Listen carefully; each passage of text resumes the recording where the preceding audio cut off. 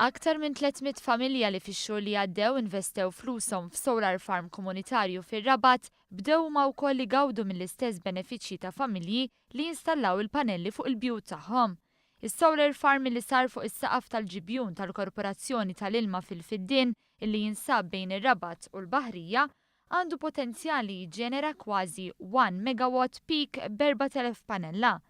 Waqt żjara fl-uffiċini tal-Arms, il-Ministru tal-Enerġija ġew Mizzi qal li din l-iskema toffri l-istess vantaġġi u l-istess rati għall-elettriku iġġenerat mill-pannelli fid-djar. Intant minkejja matul is-sena li għaddiet aktar minn 64,000 ruħ marru b'saqajhom fl-uffiċini tal-Arms, ingħad li bdiet tinqata' drawwa li l-konsumaturi rrid joqgħod ġej sejjer l-Arms ta' kull ftit xhur biex iħallas il-kont tad-dawl u l-ilma. David Magro, l-kap eżekuttiv tal-Arms, qal li b'sistemi ġodda fosthom online il-kontijiet jistgħu jibdew jitħallsu f'uffiċċju f'Raħal ġdid permezz tas-sistema servizz.gov. Pratikament dan huwa servizz li qed nofru għan-nies tan-naħa tal-isfel ta' Malta biex naqtaw il-kwijiet li jistgħu jiġu hawnhekk jew il-Bejt.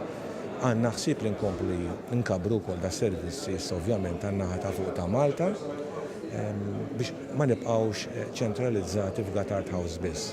Min barra dan il-ħlas tal-kontijiet jista' jsir ukoll fl-uffiċċju postali tal-Malta Post 7 tim fil-ġimgħa. Riċentament daħlet ukoll is-sistema ta' direct debit. Fej persuna jagħmel arranġamenti magħna u permezz ta' direct debit fejn aħna wkoll nagħtu discount jekk persuna joptja li jagħmel użu mid-direct debit, awtomatikament jinqatalu l-kont u jkun avżat li inqatalu fit-tali ġurnata l-ammont tal-bill li għandu magħna outstanding. David Magro tkellem ukoll dwar żvilupp ta' app fuq il-mobile biex il-konsumatur jevita l-iskariġġ u jirbaħ aktar ħin minn dak li fis-snin passati kien jintilef fistennija f'xi queue biex jitħallas il-kont. Il-Ministru għall-Enerġija ġew Mizzi qal li l-ilmenti tal-pubbliku qed jonqsu fis-serdan bħala turija ċara li l-ħaddiema qegħdin jagħtu widen għall-ilmenti tal-pubbliku. Fl-ewwel nofs tas-sena l-Arms ġabret ftit anqas minn 180 miljun u proċessat ftit anqas minn 31,000 applikazzjoni u 55,000 email.